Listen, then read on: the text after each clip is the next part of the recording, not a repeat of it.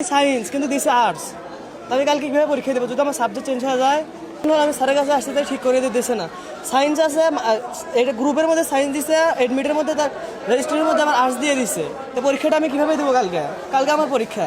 বিগত 5 মাস থেকে এই সমস্যাগুলো চলে আসতেছে। কারো হচ্ছে পিক ভুল, কারোর নাম ভুল, আবার কারো বানানো একটা ঠিক নাই।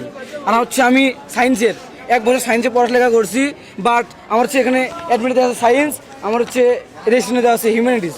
তো আমি স্ক্যান করে দেখতেছি আমার হচ্ছে হিউম্যানিটিস আসতেছে। তো আমি 1 বছর পড়ছি সায়েন্স পড়ে, যদি আমার হিউম্যানিটিস আছে তো আমি কি পরীক্ষা দিতে পারবো না? তো কারণ বোর্ডে তো সব কিছু হিসেব করেই আসে যে সায়েন্সের এত স্টুডেন্ট, আর্টসের এত স্টুডেন্ট, প্রশ্ন তো আসে, প্রশ্ন তো একটা কম আসে না, বেশি আসে না। তো আমি তো পরীক্ষা দিতে পারবো না, তো আমার এতক্ষণ পরে লাভ কি হলো?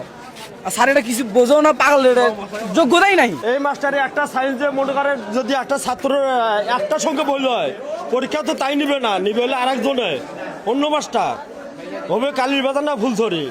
তো এটা যদি কোনো সমস্যা হয় ছেলেটার 1 বছর যাবে, সে তাই কি ওই দিবে? ওই দিবে যে যোগ্যতা নেই, খেলে আসছে কেন?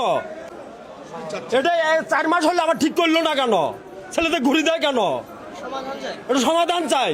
আর এখন সমাধান দিলে আমি মানবো না, হলেও চাকরি থাকি বরখাস্ত করতে হবে।